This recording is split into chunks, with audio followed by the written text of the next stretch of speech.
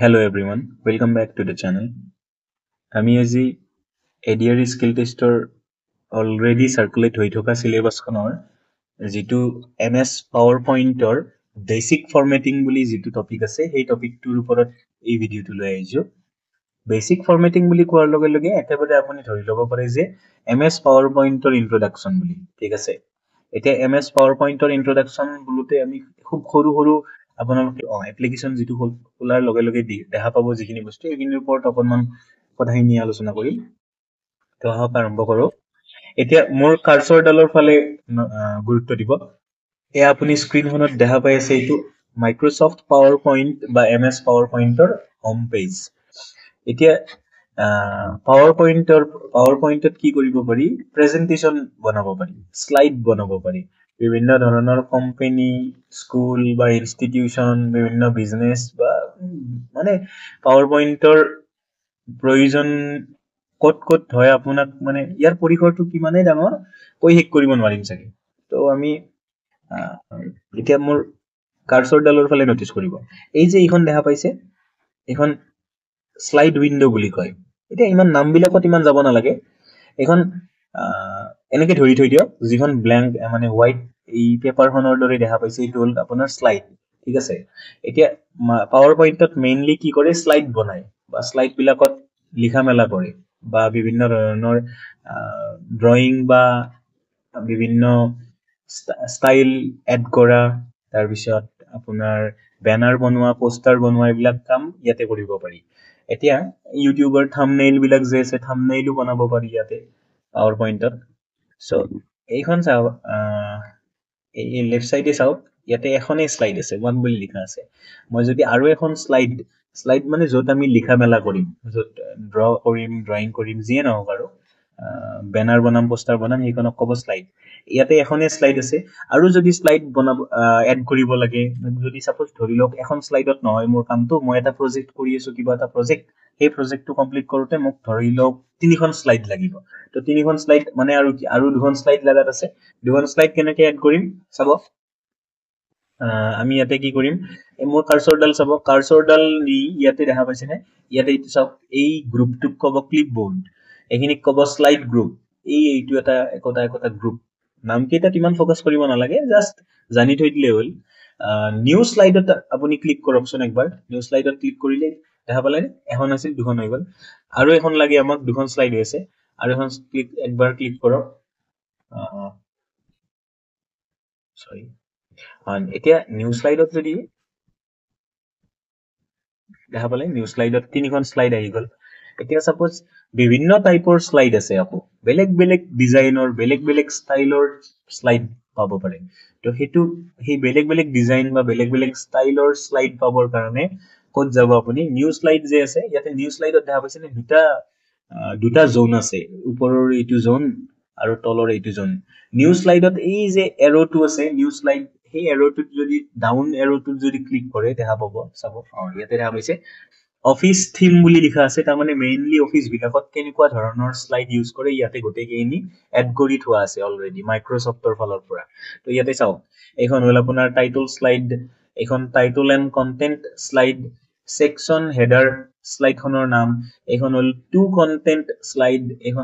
এইখনক ক'ব comparison slide, title only slide, blank slide, content with caption slide, picture with caption slide. এনেকুৱা টাইপৰ আপোনাৰ 8খন slide, basic slide দেখা পাব। ইয়াৰ পৰাই চব কাম কৰিব পাৰিব। চাপোজ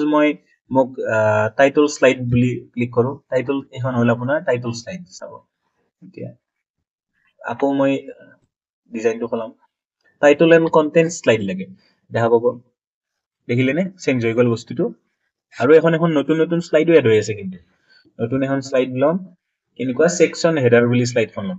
দেখিছে। তাৰপিছত নতুন আৰু এখন শ্লাইড ল'ম, কম্পেৰিজন শ্লাইড, দেখা পাইছে। এতিয়া এইখিনিৰ ওপৰত ইমান জানিব নালাগে, আপুনি কি কৰিব, ওপৰৰ ফালে আহক, মই য'ত আপোনাৰ মাউচৰ কাৰ্চৰডাল চাব, লেআউটত যায় আপুনি, ইয়াতে যদি নিউ শ্লাইডৰ এইখিনিত ডাউন এৰ'টোত ক্লিক কৰে তাতেও কৰিব পাৰিব, লগতে লেআউটত গ'লে তাতেও চেঞ্জ কৰিব পাৰিব। ইয়াতে 9 টাইপছৰ শ্লাইড দিয়া আছে ব্লেংক শ্লাইড লাগিলে ব্লেংকত ক্লিক কৰক দেখা পাইছে ব্লেংক শ্লাইড এতিয়া সাপোজ মই কি কৰিব লাগে এই শ্লাইডখনত লিখা মেলা কৰিব লাগে কেনেকৈ কৰিম লিখা মেলা কৰিব লাগিলে সাপোজ বেলেগ এখন শ্লাইডত যাওঁ 2 নম্বৰ শ্লাইডখন 1 নম্বৰ শ্লাইড এখন 2 নম্বৰত ক্লিক কৰক 2 নম্বৰ টাইপৰ কাৰণে 2 নম্বৰ শ্লাইড এই ক্লিক টু এড টাইটল তাৰমানে আপুনি যদি ইয়াতে ক্লিক কৰে মাউছটোৰে একবাৰ দেখা পালে ব্লিংকিং কাৰ্সৰডাল আহিল এডাল ব্লিংক কৰি থকা কাৰ্সৰ ইয়াতে আপুনি লিখিব পাৰিব সাপোজ মই লিখো MS power point MS power হৈ গ'ল তাৰপিছত তলত যদি আৰু বেলেগ কিবা লিখিব খোজে ওপৰৰ ঘৰটোত আছে এইটো ব্লিংকিং কাৰ্সৰডাল সেইডাল তলত আনিব লাগিলে মাউছটো আপুনি কি কৰক তলৰ ঘৰটোত আনি ইয়াতে একবাৰ জাস্ট মাউছেৰে ক্লিক কৰি দিয়ক এটা ক্লিক কৰক কৰিলে এতিয়া আপুনি কি কৰিব কিবা এটা লিখক সাপোজ মই মনত গৈ আহিছে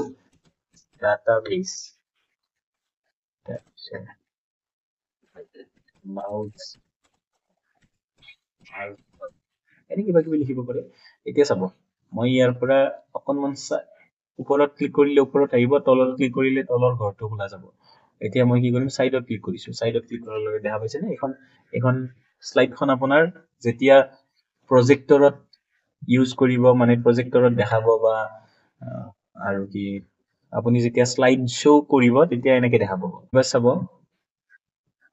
ইনসাৰ্ট মেনুত গলো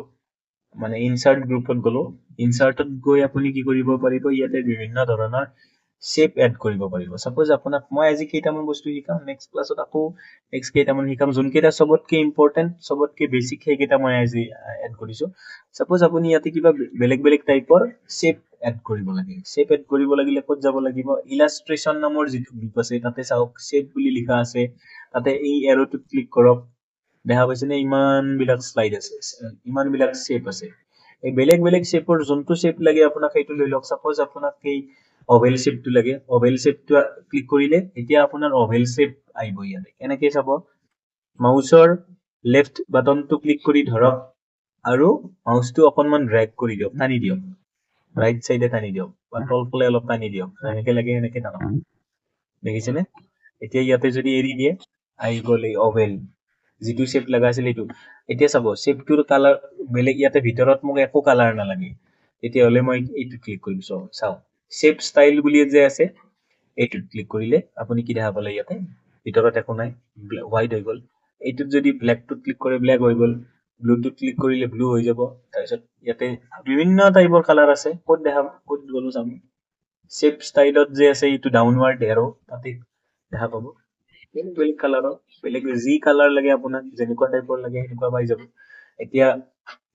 ইয়াতে সাপোজ মই কিবা লিখিব লাগে তেতিয়া কি কৰিম তাতে এই শেপটোৰ ভিতৰত ডাবল ক্লিক কৰি দিয়কচোন দেখা পাইছে নে ব্লিংকিং এৰোটো আহি গৈছে ব্লিংকিং কাৰ্সৰ আহিছে তো এতিয়া আপুনি লিখিব পাৰে সাপোজ এইটো SHAP বা ওভেল হৈ গ'ল দেখা পাইছে তাৰপিছত সাপোজ শেপটোৰ ভিতৰখিনি বেলেগ কালাৰেৰে ফিল কৰিব লাগে তেতিয়া কি কৰিম শেপটোৰ ভিতৰখিনি যদি বেলেগ কালাৰেৰে ফিল কৰিব লাগে তেতিয়া ওপৰৰ ফালে কাৰ্সৰডাল নি থাকিব চাওক ইয়াতে অপচন দেখা পাইছে shape effect shape outline shape fill shape ফিলত দেখা পাইছে নে লেফট সাইডে ইয়াতে এটা কালাৰ দিয়া আছে শেপ ফিলত ক্লিক কৰক যিটো কালাৰ লাগে সেইটো কালাৰত ক্লিক কৰক সাপোজ ইয়েলো কালাৰ লাগে আপোনাক তো ইয়াতে ইয়েলো কালাৰ আছে ইয়েলো কালাৰ ক্লিক কৰি দেখা পাইছে নে ইয়েলো কালাৰ হৈ গ'ল শেপৰ সাপোজ এই যোনটো আপোনাৰ বাহিৰৰ যিটো এইটো বাউণ্ডেৰীটো আউটলাইনটো আপোনাক বেলেগ ষ্টাইল দিব লাগে তেতিয়া কি কৰিব ইয়াতে ক্লিক কৰি লওক একবাৰ ওপৰত যাওক শেপ আউটলাইনত যাওক শেপ আউটলাইনত যাই সাপোজ মোক ব্লেক কালাৰৰ বাউণ্ডেৰী লাগে হৈ গ'ল বাউণ্ডেৰীটো চাব বাউণ্ডেৰীটো ব্লেক হৈছে কিন্তু এতিয়া ধৰিব পৰা নাই আপুনি কাৰণ বাউণ্ডেৰীটোৰ যিটো মানে আপোনাৰ উইথ আছে থিকনেছ আছে খুব পাতল হৈ আছে বাউণ্ডেৰীটো তো তাৰে কাৰণে মই আকৌ ইয়াতে ক্লিক কৰিলো শেপ আউটলাইনত যাম শেপ আউটলাইনত যাই চাব তলৰ ফালে নিব কালাৰৰ তলত নিয়ক নো আউটলাইন ইয়াতে ৱেইট যে আছে ৱেইটত ক্লিক কৰক ৱেইটত ক্লিক কৰি তাৰপিছত ইয়াতে দেখা পাইছে নে বেলেগ 1/4 point 1/2 point 3/4 point 1.1/2 point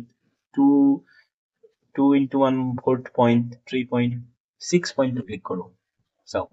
6 point click কৰাৰ লগে লগে এইটো চাওক বাউণ্ডেৰীটো দেখা পালে তাৰ মানে এতিয়া কি হৈছে বাউণ্ডেৰীটোৰ থিকনেছটো বাঢ়ি গ'ল বুজি পাইছেনে অলপমান